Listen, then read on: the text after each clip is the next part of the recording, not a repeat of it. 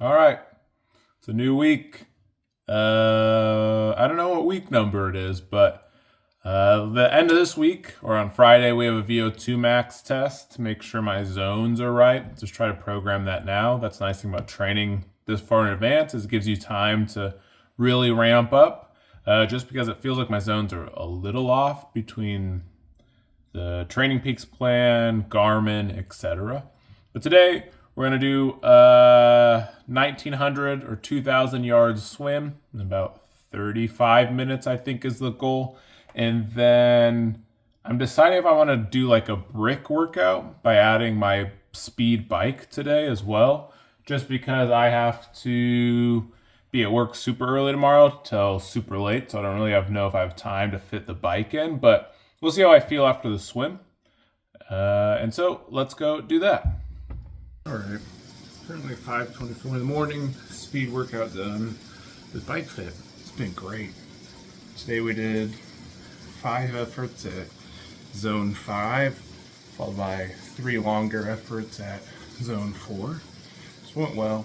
Started about 4:45, which is way too early, but we're almost done, so not too shabby. It's about 4:30 after work, dude. I'm mad tired, but kind of looking forward to this run because sometimes you just like turn your brain off and just run. So we're doing about 40 minutes of interval work, so I think it's maybe 10-minute warm up at zone 2 and then a 10-minute cool down at zone 2 and then maybe 20 minutes to 25 minutes of sprints at zone 4 for 3 to 4 minute durations with some cool down. So let's go do that.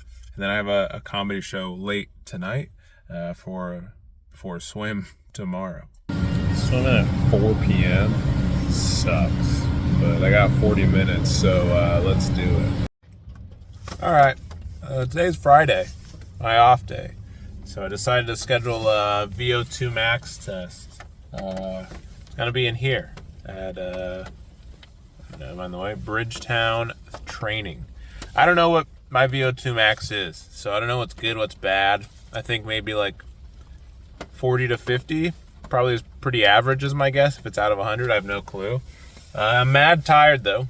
Haven't eaten since like 10 because that's kind of part of what they asked for. So we're going to do the VO2 max, get hooked up to all the science, and make sure my zones are at least somewhat correct as we kind of progress into this training. It's raining so hard in Portland. We had like a nice 6 days. It's just pouring rain, so that brings the mood down. But let's go hit up the VO2 max test. Cool. All right, so let's start with VO2 max. Yeah. So VO2 max, you are in the superior category. Cool. So you were at 53.9 for your max VO2 max, okay. And the superior category is 52.4. Cool. So just slightly over that superior category. Great test on that one. So then we take a look at zone 1, zone 2, zone 3, and zone 4, zone 5. So this is going to be, we don't have a true zone 1 for you because you have to be at rest, which we're not going to because you're standing. So they lump these two together, so this is a zone 1 and zone 2. Okay. Very low zone 2, which is going to be really tough for you. Yeah. What does your watch currently say for your zone 2? I think it's in like 135. Yeah. Okay, so this is way lower than that. Okay. So your zone 3, this is a good zone 3. Zone 4, this can be where you're going to make the most improvements. Okay. So 112 is low. I'm going to double check that. It's very low. Yeah. That does happen for some people, but I'm going to double check because all the computer knows is its inflection point. Right. So sometimes you can have a slight inflection point and the computer will think that that's the first inflection point. And sometimes I look at the data and we can rule out some possible bad data that might jump for a second. But that being said, 9 times out of 10, yeah, it's right, and I'm when I make these assumptions. So top end zone 2. 56 minutes into 105 minutes on the bike. A little bit more tired than yesterday. Feel like a hamster in one of those wheels. But yeah, yesterday did the VO2 max test.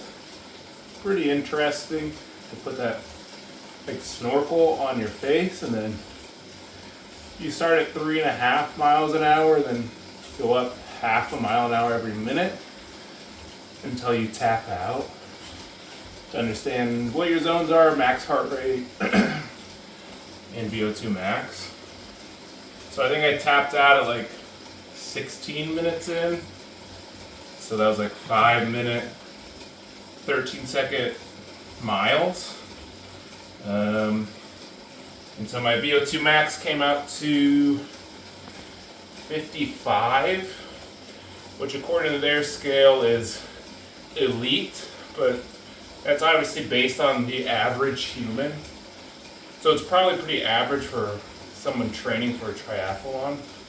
But good to know there. My zone 2 is super low. It's like 91 to 110 is my zone 2. Which is brutal, but they're still running some numbers to see if that's right. It ultimately helped me understand that my watch is maybe like 10 to 15% off. And so that was for running.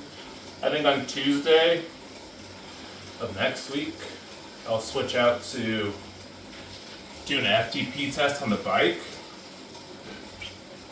at like a ramp test, because I think this wattage in zone is just super low. So that was it. They strapped like a heart rate monitor. Don't have one of those, but that shit burned. Don't know why, but I think I probably could have gone a little bit further. But my max heart rate was 187. I think 190 is if you do the math. But usually when you get towards the end, they're like, hey, you're almost there. If you want to hop off, just make sure to do it safely. So that kind of gets in your head, but you also want to play it safe and not pass out in a commercial physical therapy gym. So that's it. About 50 more minutes left on this, and then an hour run tomorrow. So that's the end of the week. 56 miles. Bike fit's still going good. The VO2 max was pretty crazy, but it held my zone. So today's run was pretty smooth. Ended up doing 5 miles, 5.5 miles in 50 minutes. So pretty good. Next week, I think I'm going to try to do an FTP test on the bike to make sure that the wattage is right and the power. Because the long ride just felt like the distance was shorter than I anticipated, and I felt pretty fresh the whole time. So that's that week. On to the next one.